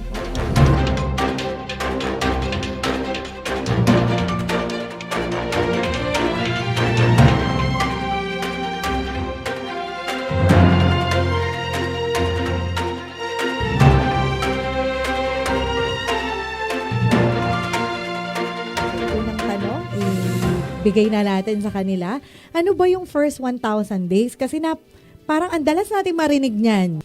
Ako nga nung una din, hindi ko din alam ano ba yung first 1,000 days kasi nga wala pa naman ako sa PSWDO, ganyan. Tapos nung narinig ko yun, napapaisip ako. Sabi ko, ano ba yung first 1,000 days? So inisip ko na, sabi ko, ano yun for the first month ng buntis? Ganyan, binilang ko, kulang. So yung first 1,000 days kasi Ate Dayan, Kuya Carl, ito yung pinakamahalagang yugto sa buhay ng isang bata na which is mula sa pagbubuntis. So sa mula pagbubuntis pa lang nung nanay at saka hanggang 2 years old ng bata. So iyon yung first 1,000 days. So doon sa pagbubuntis pa lang papasok na yung tamang nutrition dapat doon. Yes. So, napakahalaga. Yan, may additional si tinuturing din siya na golden window of opportunity na kung saan dapat maibigay dun sa bata yung tamang nutrition para lumaki siya na malusog, matalino, at magkaroon siya ng maayos na buhay. Yes. Kumbaga, sa true conception pa lang, dapat full na yung nutrition na natanggap ng baby. Kasi yun yung pinaka-critical. Yun nga yung turo sa amin. Yun yung pinaka-critical kasi doon sa panahon na yun, dapat ma-develop yung tamang physical, mental, emotional, para kasi doon magsisimula yung pag-unlad ng bata. Tapos sabi nga ni Ma'am Margie, pag doon pa lang na well-nourished natin sila, hanggang pagtanda nga daw, parang, alam mo yun, yung sinabi niya na magiging malusog ang ating henerasyon, ganon. Kuya Carl, re-relate pa rin natin sa ECCD. Babalik na naman tayo. Yan. Kasi ang ECCD, pa ulit-ulit natin sinasabi, 0 to 8. Yan. So, sabi nga, windows of opportunity. Mahirap na kasing habulin kapag sa umpisa pa lang, mali na, di ba? Kaya nga sabi, di ba, kung gusto nating maging maganda ang storya, sa simula pa lang, maganda na dapat. Yeah. Ang ganda ng first 1,000 days. Nasabi nila, yan yung critical. Kasi nga, kasama din dyan yung development kasama din dyan yung brain, no? Yes. Ayan. So, development ng bata. Diba nabanggit nga natin to yung, sabi nga ni Ate Jan, golden window of opportunity. So, paano ba nagiging, golden window of opportunity? First 1,000 days. Gaano ba ka-importante yung breastfeeding? Napaka-importante ng breastfeeding. Dahil dito, kapag maayos kasi yung pangalaga, mas mataas yung magiging IQ, mas mababa yung risk ng obesity at yung magkaroon ng mga chronic diseases at mas magandang social skills. Kapag naman may kakulangan, mas mataas ang possibility na magkaroon siya ng stunted growth, learning disabilities, at mahinang immune system. So, kailangan talaga sa unang araw pa lang ng pagkapanganak ng bata ay magkaroon na siya magmula na sa nanay niya yung kanyang iinumin, yung kakainin. Nutrition niya, no? Additional lang, Kuya Carl. Kasi, kaya tinawag na golden window of opportunity. Kasi yung oportunidad na yun, hindi mo na maibabalik. So, kapag hindi natin na-develop yung brain niya, which is mula pa lang doon sa pagbubuntis niya hanggang 2 years old na, hindi na natin maibabalik yun. Kaya tinawag talaga na siyang golden window of opportunity. And napaka din ng breastfeeding talaga yung yung tawag noon, yung tinatawag na colostrum, no? Yes, oo, doon. Kasi yun nga din, yun ang tawag nating liquid gold. Yes, yung colostrum Kung may liquid gold. golden window, merong liquid gold. Yes, di ba? Kaya nga may golden window tapos may liquid gold. Ang dami nating gold. Kasi ganoon talaga ka-importante, no? Yung unang lumalabas sa Yung colostrum kasi, yun yung unang likido na magmumula sa suso. Actually, yun talaga yung term, suso ng ina pagkatapos manganak. And then, dagdag ko din, Kuya Carl, Ate Dayan. Kasi yung iba, sinasabi nila, wala daw gatas, walang lumalabas, ganyan-ganyan. Ako kasi dahil nga pa, Daddy Ma'am, disagree ako doon. Kasi karaniwang talaga, lumalabas talaga yung liquid gold natin is 2 to 5 days. Nanganak ka na, 2 to 5. Kasi nga, for my experience, cesarean ako. So, syempre, diba, pag cesarean, medyo hirap ka pa ganyan. After 3 days ako doon pa lang talaga siya. Oo, doon pa lang ako talaga lumabas din yung milk ko. Kaya, yun, for my experience, yes.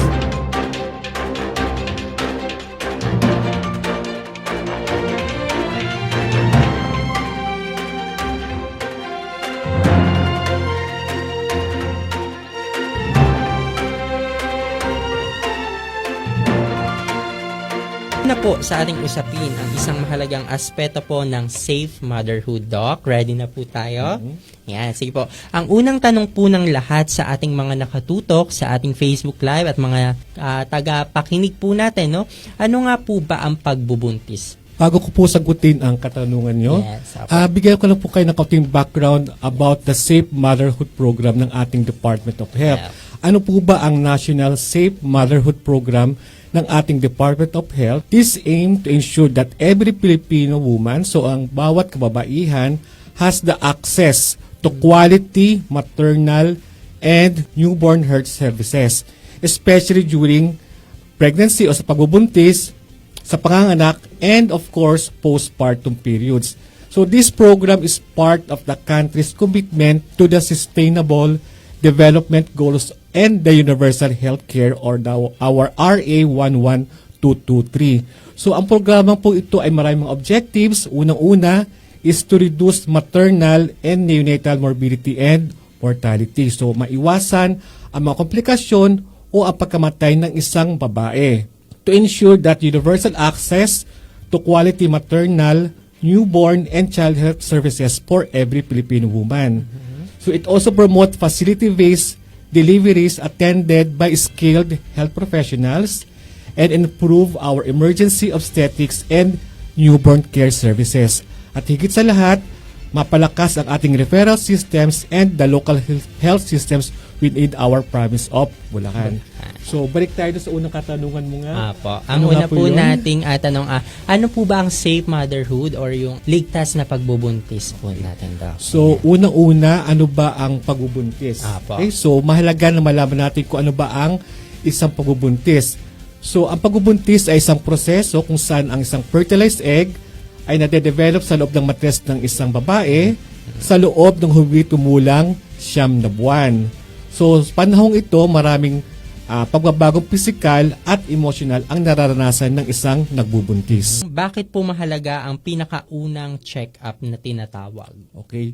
So, sabi nga natin, yung mga prenatal check-up ay mahalaga para sa isang nagbubuntis. Okay, so, mahalaga ito upang una, makonfirm nga natin kung totoo nga ba na tayo ay isang nagdadarang tao at nagbubuntis at kung healthy ba ang ating pagbubuntis.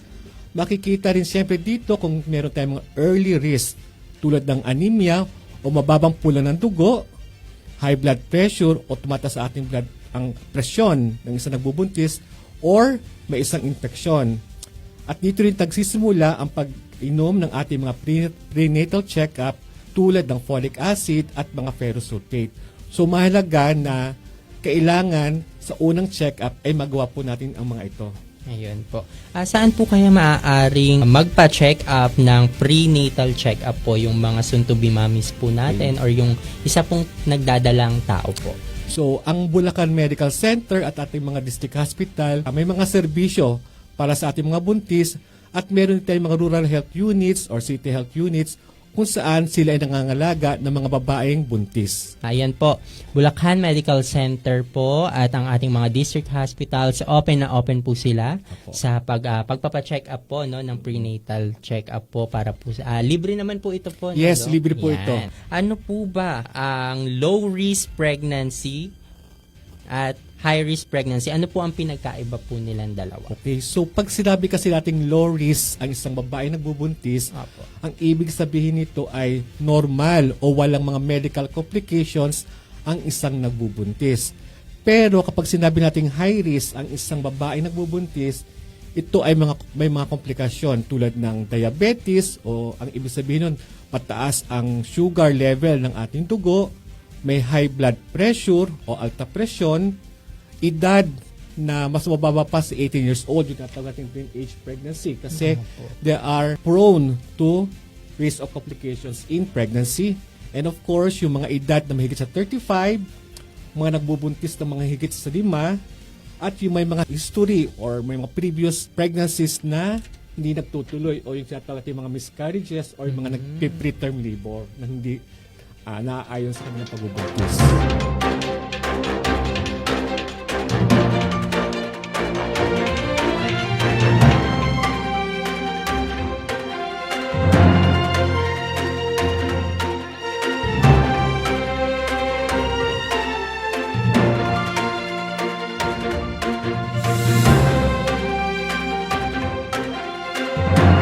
Bilang unang katanungan po, ano po bang ibig sabihin ng trafficking in persons? Okay. Pag sinabi po nating trafficking person, ito po ay nangangahulugang illegal na pag-recruit, siyempre po, paglipat o pagtatago o pagtanggap ng mga tao sa pamamagitan ng paglilinlang o sapilitang pagpuwersa. Ito po ay tinuturing nating pang-aabuso. Siyempre, meron po ito po ay kinukonsider natin na krimen. Sabi nga po nila, sapilitang paggawa, di ba? Forced labor. Part din po yan ng human trafficking. Sexual na pananamantala.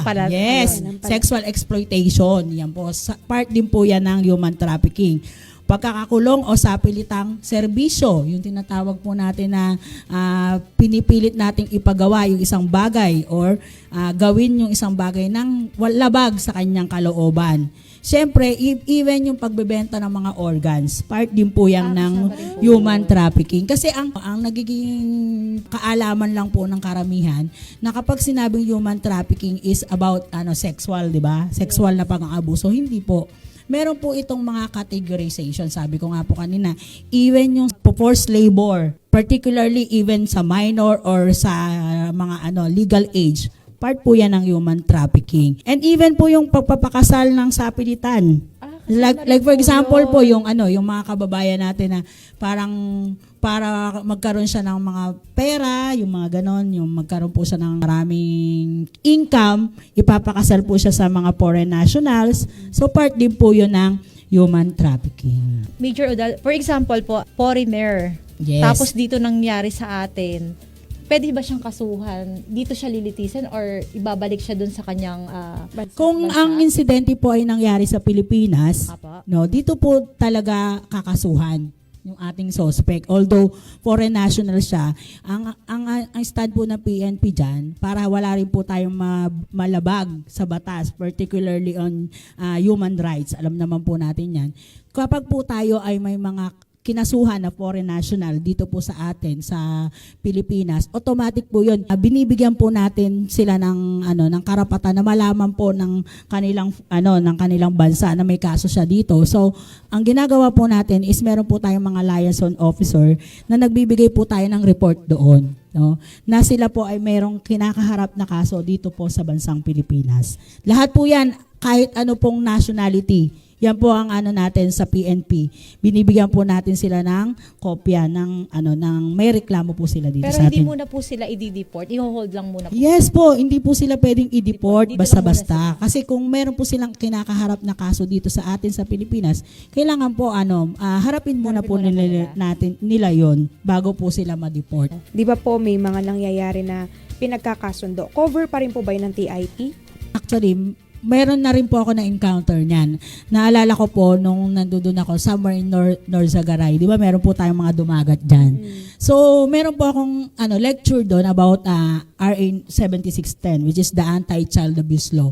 So, tinapik ko po yun. Yung gusto mong iparating, ma'am, yung ang minor de edad, which is the age of below 18 years old, hindi sila pwedeng magkaroon ng sexual intercourse. Di ba? Kasi nga, they are minors. No, so, yung legal guardian niya is authorized siya na magreklamo, 'di ba? Kapag po siya ay naging biktima nito. Pero meron syempre nga po in part of the cultural minorities, alam naman po natin 'yan. Meron silang mga batas na talagang kahit yung sa minor age nila, 'di ba? Meron silang parang pagkakasundo. This is hindi po natin yung pwedeng Pakailaman na po. Yes. Kung iyon po ay hindi na lalabag sa kanilang panuntunan when it comes dun sa mga pagkakasundo, sabi nga po like for example in Muslim religion, culture nila yun So hindi po natin yun pwedeng pakialaman. Unless lang po na talagang halimbawa nakagawa sila ng physical abuse, talaga nasaktan. Hindi po natin yung pwedeng baliwalain. Pero when it comes dun sa kanilang mga cultural beliefs, di ba? Hindi po natin yung pwedeng saklawan. Okay po. Maraming salamat.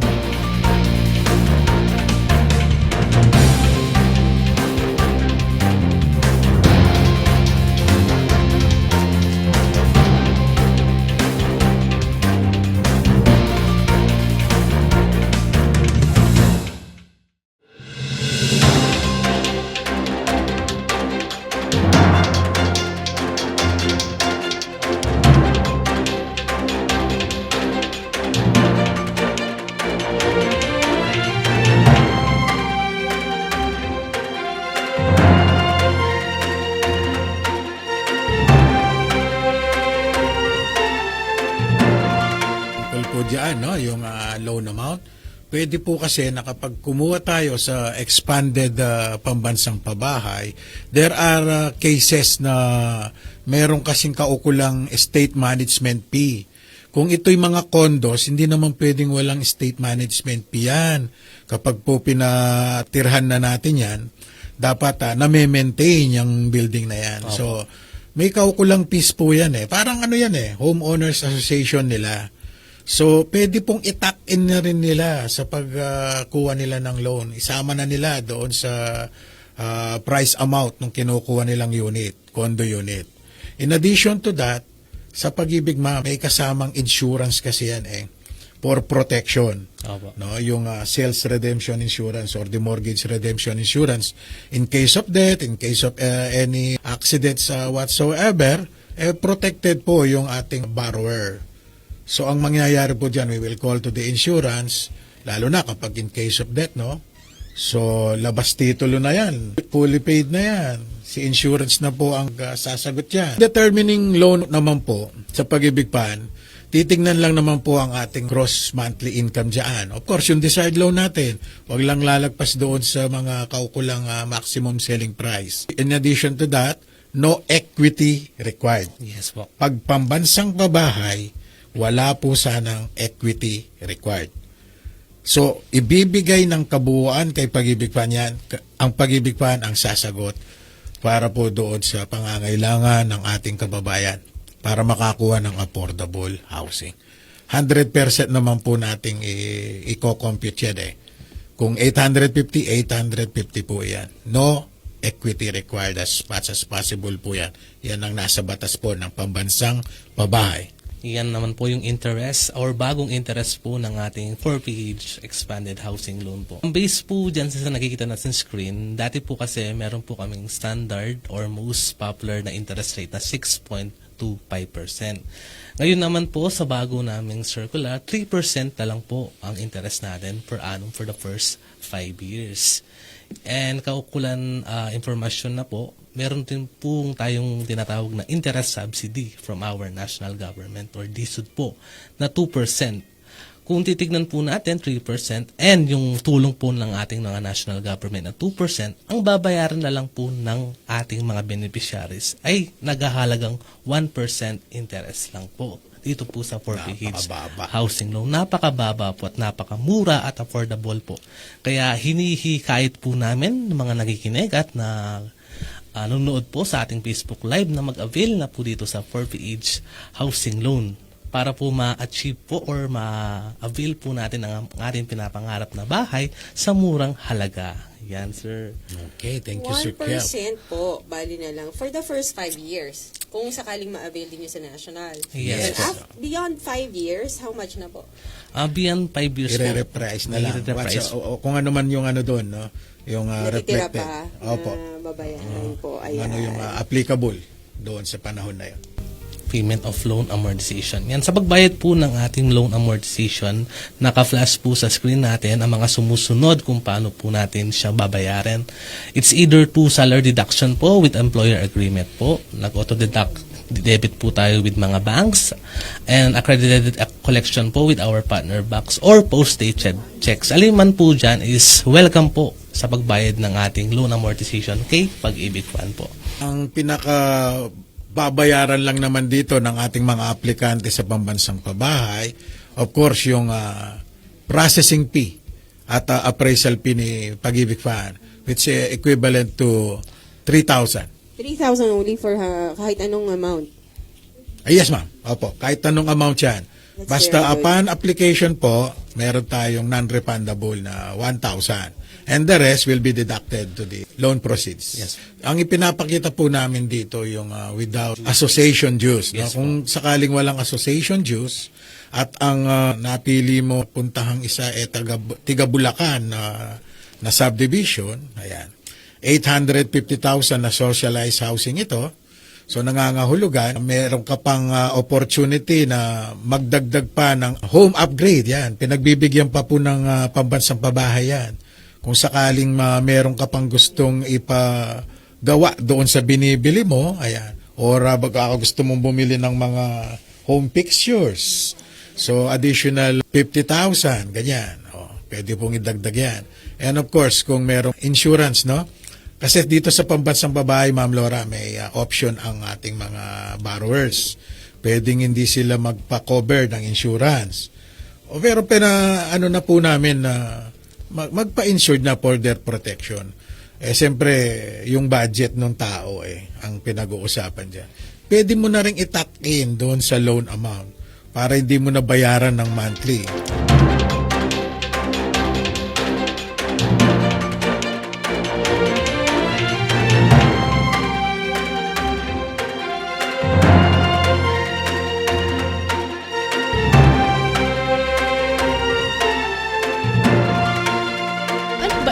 Tungkol dito sa young farmers na to? Yes, ito pong Young Farmer Challenge Program or ang tinatawag po natin na YFC, ito po ay programa po ng Department of Agriculture na ibinababa po sa bawat provinces para po mag-scout po ng mga interested na young farmers sa bawat lalawigan. Bale, magpo-propose ka ng gusto mong business, agriculture and fishery sector related sana, and then magka-craft ka ng parang business proposal, i-send mo siya sa amin or ipe-present, and then yun, i-assess namin if pasok siya dun sa criteria. So, eto ba may mga competition natin, no? Dito sa mga competition o yung mga business kanina na nabanggit mo, may mga category po ba tayo dito? Ano-ano po yun? Yes. Meron siyang category, actually binibuo siya ng 3 category. Production, processing, and then yun sa digital agriculture. Yes. Tungkol naman sa production natin, paano natin siya ipapakilala or i-encourage sa ating mga potential participants? Sa production po, pwede siya ng mga crops, ganun, magtatanim ka ng lettuce, mushroom. Oo. Pero Production sana yan. more on innovative side. naman. Yung kakaiba. So bago tayo dumako dun sa sa category, no? Dahil young farmer kasi pinag-uusapan natin, may age bracket ba to? Yung age bracket ng mga pwedeng sumali. Ang age bracket po natin para dito sa YFC ay 18 to 30 years old.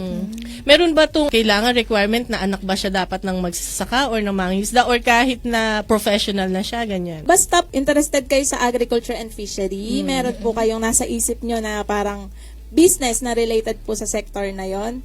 Kahit po nagtatrabaho kayo, basta hindi po kayo affiliated mga staff po ng Department of Agriculture, hindi po nila kayo kamag-anak, pasok po kayo. Pwede din po sa mga out-of-school youth, sa mga estudyante na nag-aaral. Okay. So, going back doon sa iyong category, no, yung production yung na-i-discuss mo na, yung pangalawa, ano na nga itong ating pangalawang production, Pwede din naman, yung category. Second category po natin is yung sa processing naman. Yes. Ano naman po ang tungkol dito, ma'am? Paano, ano yung pwedeng pumasok sa category po na ito? Sa processing po, pwede pong food and non-food. Kumbaga, aangkat lang kayo, hindi kayo magpo-produce kung ayaw nyo, kung wala kayong sapat na lupa or space. Yes. Aangkat lang kayo and then ipaprocess nyo siya para kunyari, para maging mushroom chips, ganun. So, pwede din dito yung halimbawa, kasi related naman sa fisheries, yung magtitina pa, ganyan, magbabat. Pwede. Ano to, halimbawa, may interested dito, gagawa siya ng business proposal, in kind ba to or cash? Cash siya. Okay, sige. Tanong ko lang, dito ba dapat mga agri products, yung mga raw materials nila dapat agri products Yes, lang? Hindi pwede yung mga pang-industrial, hindi. Depende. Pero kasi meron tayo dun sa digital agriculture eh. So, pasok yun. So, ang digital agriculture ay isa din sa category? Ang digital agriculture ay, yan yung pangatlo po natin category. Pwede siya yung sa mga robotics, pero yung makakatulong din sa mga farmers natin, syempre. Yes. Mga new packaging materials or equipment, biotechnology, and then yung iba pa na mga related po. So, nabanggit mo kanina, no, pwedeng sumali lahat basta hindi related sa taga-Department of Agriculture. Yes. Pero paano kung halimbawa related siya sa taga-PAW or sa taga-MAW? Hindi din? Basta Hindi sa din. okay. So, hindi dapat relative or yung sa third, hanggang ilang Second. degree? Pag sa DA, second. Pero pagka sa LGU, first lang. So, Ano-ano po yung mga level po nitong competition natin? Una po, meron tayong provincial level, regional level, and then yung last po is yung national level. so, wala ng municipal? Wala po.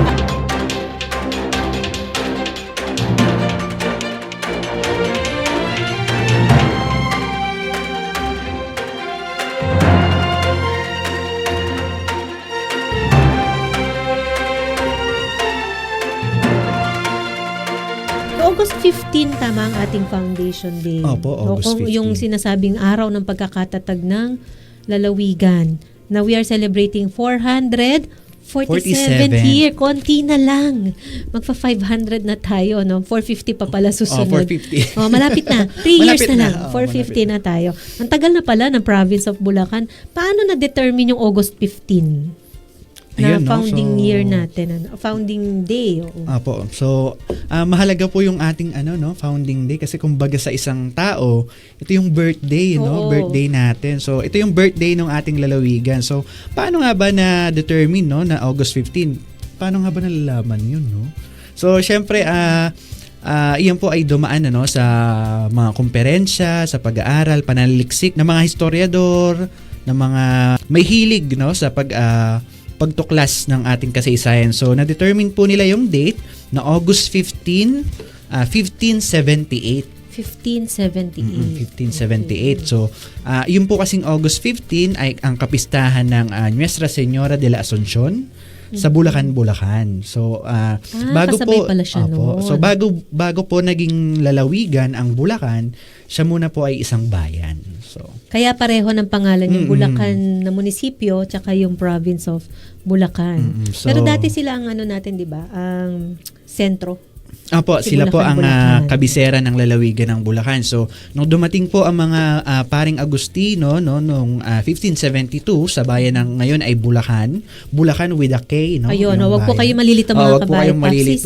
Yung K, yun yung munisipyo. Yung C, yun yung province. Bulacan with a C. Yan, nung dumating po ang mga paring Agustino doon, no, nung 1572, sila po ay nagtayo ng pamayanan, no, tinatawag na Visita. Tapos nung 1578, kapistahan po ng Nuestra Señora de la Asunción, no, doon po naging ganap na bayan o pueblo, yung Pueblo tawag bayan natin. ng Bulacan.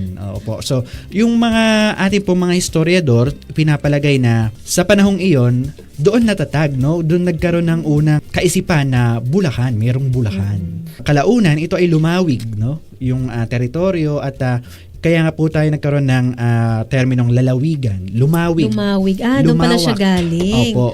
From the term na lumawig or lumawak, naging lalawigan. Yes po. Actually, masalimuot po yan. Ano? Oo. May mga debate pa kung iyan nga ba ang tama.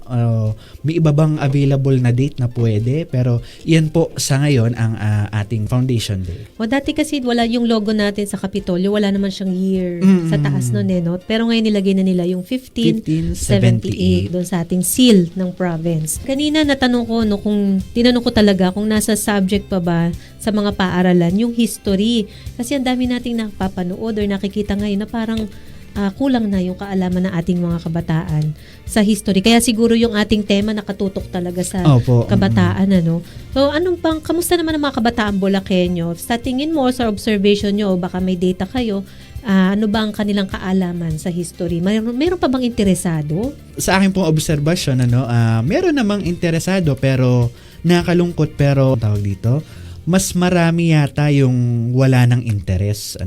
Dahil, syempre, katulad pa rin nung lumang kaisipan, history ay boring, ang history ay puro memorization, pero unti-unti po, sana mawala ito. Lalo na po ngayon sa pag-rise ng AI, ng ChatGPT. Puro English na nga. Puro English na po ang mga bata. Pag natuto magsalita, English agad, slang pa eh. Sa pamamagitan po nung ating mga itinataguyod na programa, sana ma-reclaim po natin yung ating mga kabataan na mahalin yung ating kasaysayan. At nakakatuwa po dahil iba't iba yung initiative, iba't iba yung pamamaraan natin kung paano natin maibabalik yung mga bata.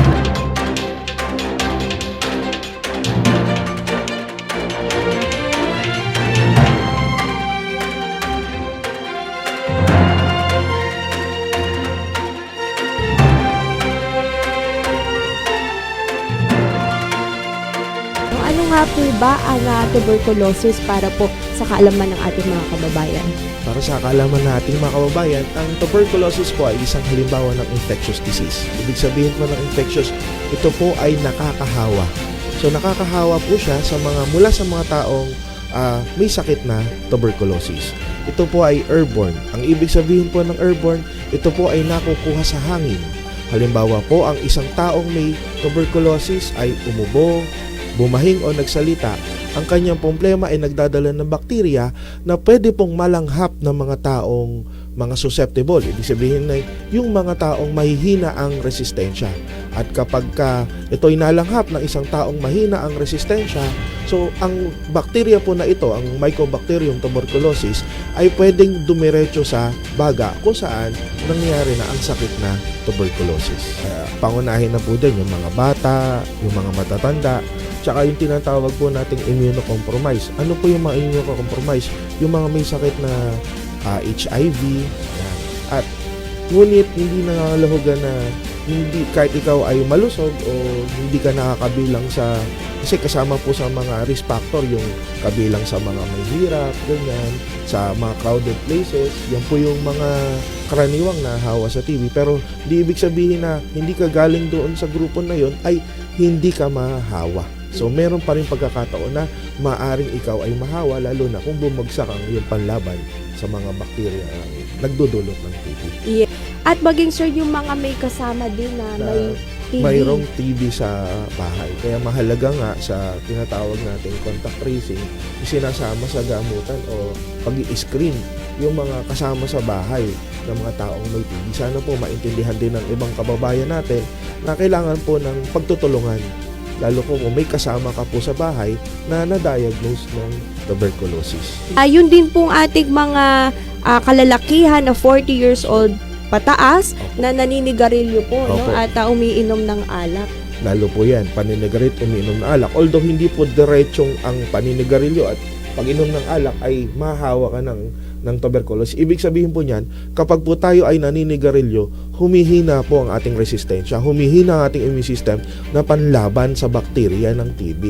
So, ganun din po pag tayo ay umiinom ng alak. So, mahalaga din po talaga na palakasin ang katawan at yun nga, iwasan po o itigil na ang paninigarilyo at kung hindi man, bawasan ng pag-inom ng alak. Ano po ba yung mga sintomas na dapat po nating ipaalam sa ating pong mga kababayan para ma-realize nila na, ay, TB na pala ito?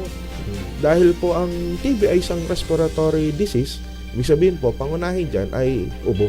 Kung halimbawa po ay ikaw ay inuubo ng mahigit mga 2 linggo, ikaw po ay may lagnat. So, usually po ang lagnat ay sa hapon at low grade. Ibig sabihin, medyo mababa na para may sinat ka sa hapon. Kung ikaw po ay hindi mapaliwanag ang biglang pagbaba ng iyong timbang at pamawawi sa gabi, kailangan po nating agad na pumunta sa ating health center, sa ating mga district hospital upang magpakonsulta at ma-screen sa sakit na TB. So, fever, cough, night sweats, at saka po yung unexplained na weight loss o magbaba ng timbang. So, kung merong ubo, ganyan. So, kailangan din, ingatan din natin na tayo makahawa. Diba? Katulad ng pagtatakip ng bibig habang umuubo, hindi pagdura kung saan-saan, at tamang pagtatapon kung saan mo inilagay yung plema mo. Umubo, bumahing, dumura, o kaya kahit nagsasalita lang at na halimbawa ay malapit kayo, less than 1 meter kayo na nagsasalita, ay maaari po kayong mahawa ng TB dahil ang TB po ay nakukuha sa hangin at airborne. Yes.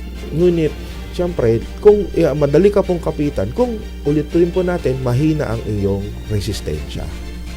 So, wala po talagang pinipili ang TB. Lalo kung baka dumating yung time na mahina resistensya mo, madali kang kapitan talaga.